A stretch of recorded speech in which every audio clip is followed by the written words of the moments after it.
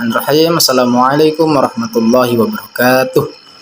Perkenalkan, nama saya Dizky Farthul Anam, NIM 22110012, Prodi Ilmu Hadis, dosen pengampu Al-Ustadz Badruddin MPD. Di sini saya akan menjawab pertanyaan-pertanyaan terkait filsafat ilmu. Mari kita beranjak ke pertanyaan pertama.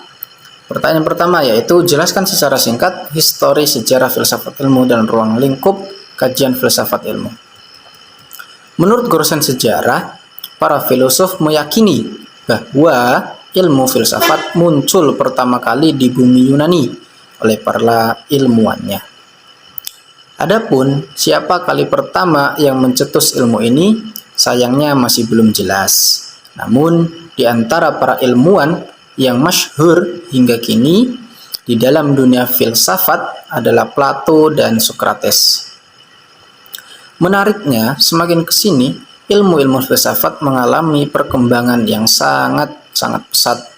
Nah, kemudian ruang lingkup filsafat ilmu adalah suatu ruang yang membatasi lingkup pembahasan dari filsafat ilmu yang digunakan untuk memberikan batasan pada pengalaman manusia. Hal tersebut diperlukan sebab metode yang dipergunakan dalam menyusun kebenaran secara empiris. Dalam mempelajari filsafat ilmu, penting untuk mengetahui ruang lingkup dari kajian filsafat tersebut. Filsafat ilmu merupakan bagian dari epistemologi yang fokus melakukan kajian pada ruang lingkup. Apa aja ruang lingkupnya? Yaitu yang pertama landasan ontologis, yang kedua landasan epistemologis, yang ketiga adalah landasan aksiologis. Soal yang kedua, jelaskan secara singkat hakikat mempelajari filsafat menurut para ahli. Pengertian filsafat menurut para ahli. Yang pertama, W.J.S. Purwadarminta. Filsafat merupakan pengetahuan dan penyelidikan dengan akal budi mengenai sebab-sebab, asas-asas hukum, dan sebagainya daripada segala yang ada dalam alam semesta, maupun mengetahui kebenaran dan arti adanya sesuatu. Yang kedua yaitu menurut Bertrand Russell, filsafat adalah tidak lebih dari suatu usaha untuk menjawab pertanyaan-pertanyaan terakhir, tidak secara dangkal atau dogmatis seperti yang kita lakukan dalam kehidupan sehari-hari dan bahkan dalam ilmu pengetahuan. Kemudian nomor 3 yaitu jelaskan epistemologi, aksiologi, dan ontologi dengan jelas. Yang pertama kita membahas tentang ontologi. Ontologi sebagai cabang filsafat ilmu fokus pada pembahasan mengenai hakikat ilmu pengetahuan. Dari sisi realitas, ontologi kemudian muncul dalam beberapa aliran seperti idealisme, rasionalisme, dan materialisme. Yang kedua yaitu epistemologi. Epistemologi merupakan suatu cabang dalam filsafat ilmu yang berkaitan dengan hakikat atau teori pengetahuan. Cabang ini fokus membahas tentang asal mula, sumber, ruang lingkup, nilai validitas, dan kebenaran dari pengetahuan. Yang ketiga adalah aksiologi. Aksiologi merupakan cabang filsafat ilmu yang merefleksikan bagaimana menggunakan pengetahuan yang diperoleh dalam beberapa kajian. Aksiologi bisa menjadi studi mengenai etika dan estetika dalam penggunaan ilmu pengetahuan.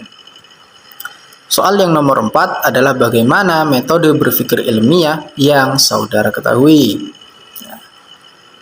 Yang termasuk dalam kategori berpikir ilmiah adalah ketika seseorang atau ilmuwan mengkaji dan meneliti hubungan kausalitas sebab akibat antara berbagai macam peristiwa yang terjadi dalam kehidupan manusia. Kerangka ini yang nantinya akan sangat berguna untuk menemukan suatu hal yang baru dengan daya pikir yang logis dan kritis. Bagaimana sesungguhnya cara berpikir ilmiah itu? Pada dasarnya manusia diciptakan dengan memiliki akal dan pikiran. Akal dan pikiran merupakan sebuah anugerah dari Tuhan kepada manusia.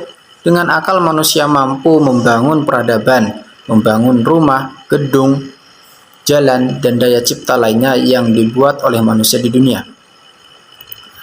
Kemudian soal yang kelima adalah jelaskan secara singkat filsafat bahasa dan kegunaannya. Filsafat bahasa adalah ilmu gabungan antara linguistik dan filsafat yang mempelajari kodrat dan kedudukan bahasa sebagai kegiatan manusia serta dasar-dasar konseptual dan teoritis linguistik. Filsafat bahasa juga dapat diartikan usaha para filosof memahami keilmuan yang bersifat konseptual melalui pemahaman bertahap bahasa terhadap bahasa. Menurut Plato, pengertian bahasa adalah pernyataan pikiran seseorang dengan perantaraan onomata, nama, benda, atau sesuatu, dan remata, itu ucapan, yang merupakan cermin dari ide seseorang dalam arus udara lewat mulut.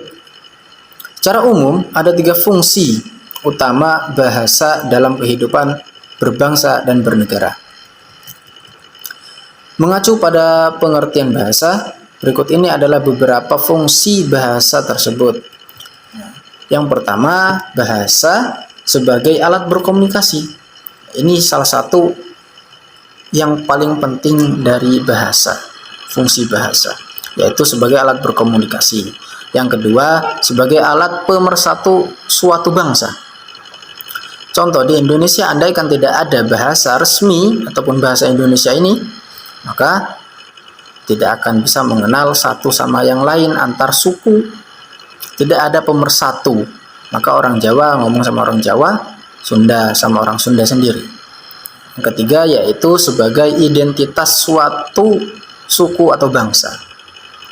Bahasa Indonesia, bahasa Inggris, bahasa Arab, semuanya memiliki identitasnya masing-masing di daerahnya di suatu negara tersebut.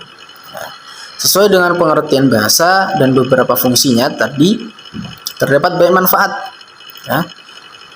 Manfaat bahasa yang diciptakan oleh manusia. Adapun beberapa manfaat bahasa ada sebagai berikut. Yang pertama yaitu bahasa resmi suatu negara.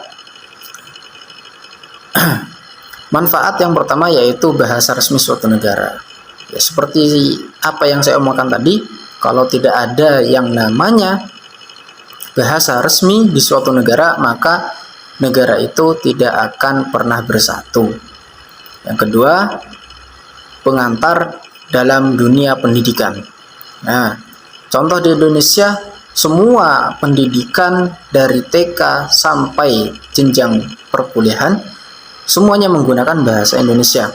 Andaikan menggunakan bahasa-bahasa masing-masing suku, maka di tempat ataupun di kelas tersebut hanya ada orang Jawa, tidak ada orang Sunda, ataupun yang sebagainya.